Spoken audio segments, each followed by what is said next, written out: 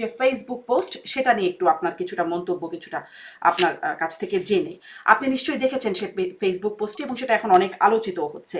তিনি লিখছেন, একটুখানি আমি বাংলা করে বলছি, যে এই প্রজন্ম ইতোমধ্যে একাত্তরকে অতিক্রম করেছে। কেউ আর পক্ষে একাত্তর বা বিপক্ষে একাত্তর এই দ্বিমুখী রাজনীতিকে মেনে নিতে প্রস্তুত নয়।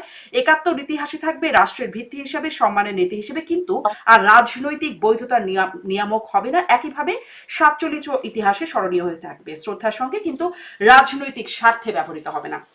মানে একাত্তর রাজনৈতিক বৈধতার নিয়ামক হবে না, ৪৭ও হবে না, ২৪ই হবে শুধু।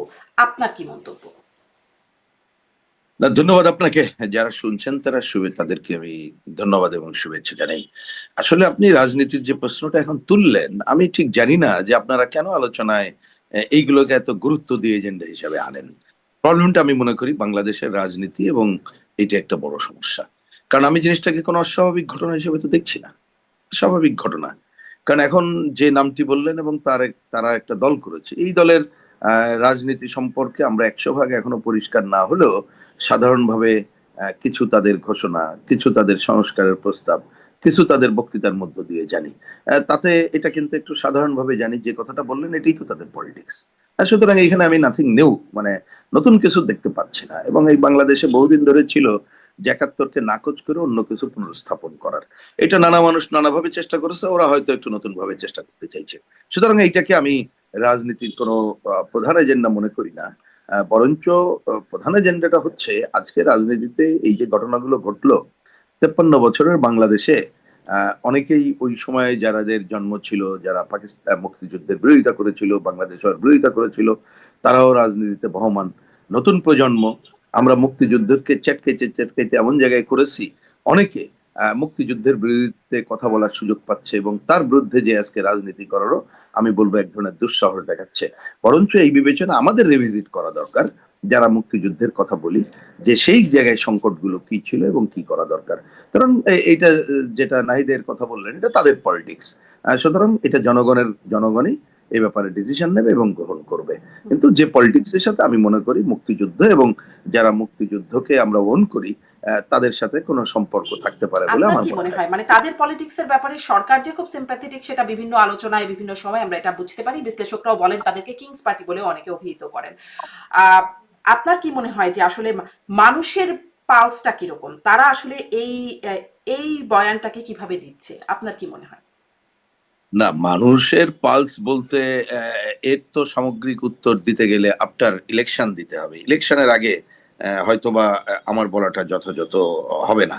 হবে না এই অর্থে বলি যে যদি তাদের কোনো বক্তব্য থাকে সেটা নিয়ে তারা, যদি নির্বাচনে অংশগ্রহণ করার তাদের কোনো সুযোগ থাকে, তারা করবে। মানুষ গ্রহণ করবে কি করবে না তার উপর এটা দেখা যাবে। এটা হচ্ছে একটা সাধারণ বক্তব্য। দ্বিতীয় বক্তব্য হচ্ছে আমার, যে দেখুন, মুক্তিযুদ্ধকে বাংলাদেশের মানুষ তো অনই করে, এ নিয়ে কোনো দ্বিধাদ্বন্দ্ব নেই। কিন্তু মুক্তিযুদ্ধের প্রবলেমটা হয়ে গেছে মুক্তিযুদ্ধের বয়ান নিয়ে।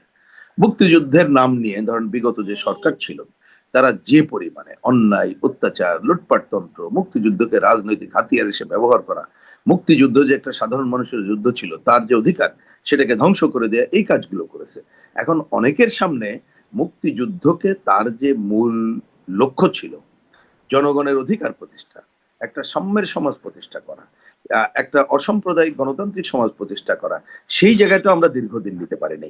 এটার জন্য আমি একক কাউকে দায়ী করব না। মুক্তিযুদ্ধের পরপরই মুক্তিযুদ্ধ বিরোধী অবস্থান ছিল, কিন্তু তারপরে আমাদের সামনে বিভিন্ন সময় যে সুযোগ এসেছিল সেইটা কিন্তু আমরা অনেকেই পাইনি। কিন্তু সেই আমরার মধ্যে নিশ্চয়ই সেই দায় পুরোটা আমরা নিব না, কারণ আমরা তো ক্ষমতায় ছিলাম না।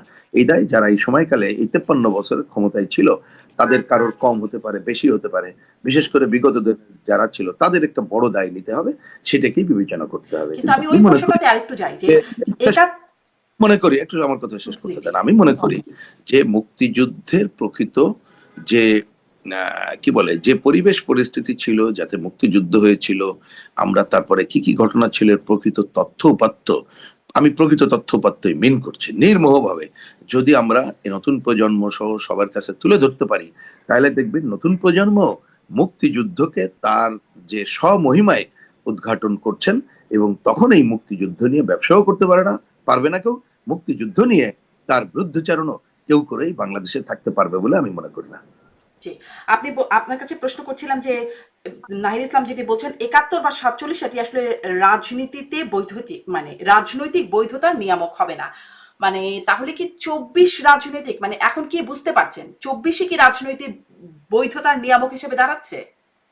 না, এটা এখনকার বোঝার ব্যাপার না, এটা হচ্ছে অ্যাপ্রোচের প্রবলেম। যেমন আপনি বলেন এখন বুঝতে পারছি মানে কি, তার মানে আমি গতকাল বুঝতে পারি নাই বা তার আগের দিন বুঝতে পারি নাই, এটা কোথায় পেলেন আপনি? এইগুলো হচ্ছে আপনারা কতগুলো প্রভূতিক প্রশ্ন করেন যেটা মানুষকে বায়াস্ট করে। সুতরাং আমি পরিষ্কার করে কথাটা বললাম। প্রথম কথা হচ্ছে যে কেউ কেউ মনে করতেই পারে যে দুনিয়ায় আগে কোনো ইতিহাস ছিল না, ২৪-এ নতুন করে পয়দা হয়েছে। কেউ মনেই করতে পারে। তো এই মনে করলে তো তাকে কোনো আলাদা ট্যাক্সও দিতে হবে